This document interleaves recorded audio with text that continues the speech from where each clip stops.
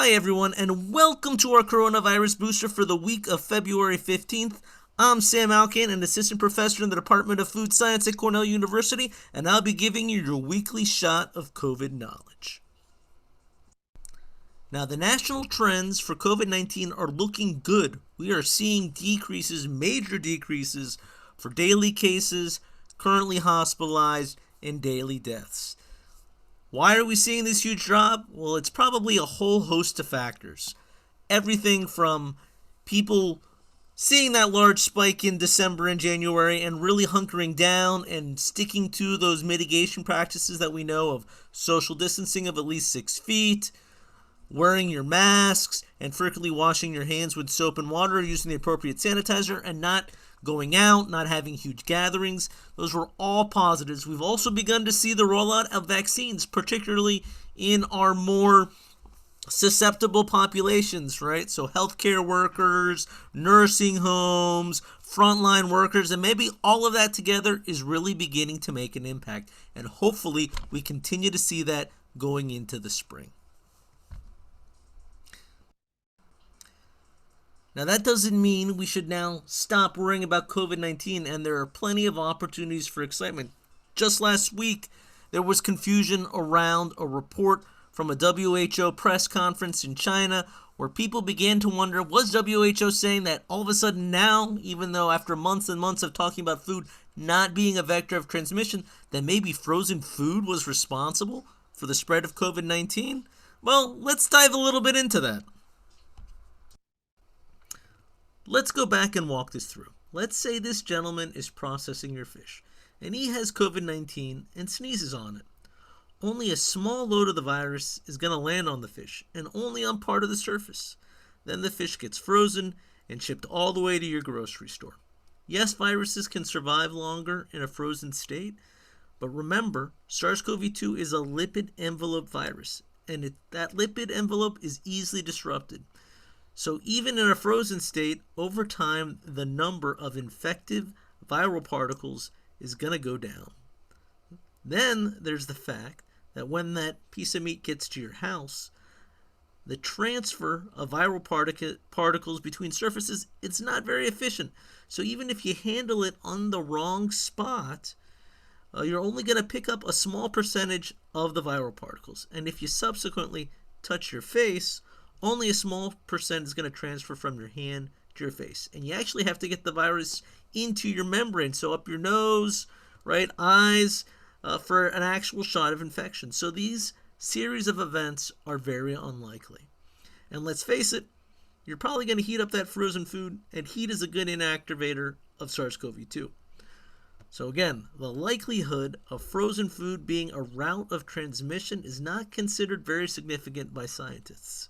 And now with everyone following those mitigation practices, like wearing masks and washing your hands regularly with soap and water for 20 seconds, is going to further eliminate any of those transfer events, right? The sneezing, if that guy sneezes, it's not that many particles are going to really make it onto that fish. And if you're regularly washing your hands with soap and water before touching your face after handling food, which you should be doing anyways for good hygienic practices, again, you're going to remove that virus and it's not going to make it to your face. So this route of transmission through frozen foods is not likely at all. Now let's talk a little bit about what was going on with WHO and their trip to China.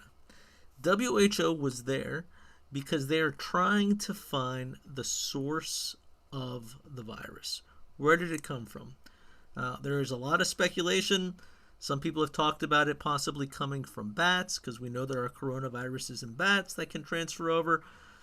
But it doesn't seem likely that this one transferred directly from a bat. Some people are talking about maybe it went through a different animal and then came to us. Now, we still have no idea what that animal is or might be. That's what WHO was there to begin to investigate. But let's, for argument's sake, let's talk about a mink. We know minks can carry SARS-CoV-2. There's been a large outbreak. They had to cull a large mink populations in Denmark. There have been some issues here too. So you can imagine an animal, a wild animal, say like a mink, that is infected with SARS-CoV-2.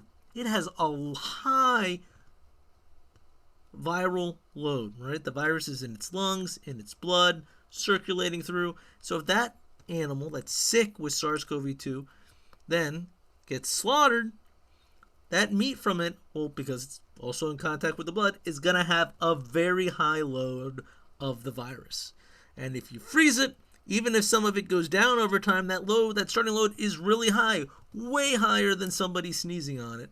And then if you handle it, the chances of it getting to your hand, transferring to your hand now with that higher load, are much more likely. And if you touch your face, potentially more likely to make it all the way through. And there are multiple points there now with an animal meat that's high in viral load. Could be the butcher, could be the frozen food handler, could be you.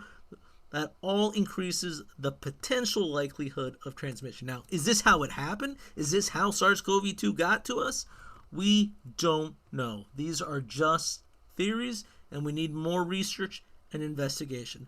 But when WHO is talking about frozen food here, it's talking about a frozen food in this particular chain with a wild animal that was infected with SARS-CoV-2. What they don't mean is regular food that you and I consume and buy at the grocery store being a typical vector for it. Because the typical animals that we eat, as far as we know right now, do not carry or transmit or get infected by SARS-CoV-2. So cows, pigs, chickens, fish, that's all okay. So you should feel confident in eating your food and not freaking out about frozen food. I hope that helps thaw some confusion on this very steamy Valentine's Day week. This was your coronavirus booster.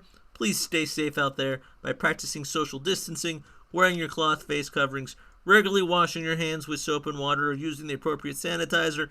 And don't forget, if you're eligible to get a vaccine, please go get vaccinated. I look forward to seeing you next time. Take care.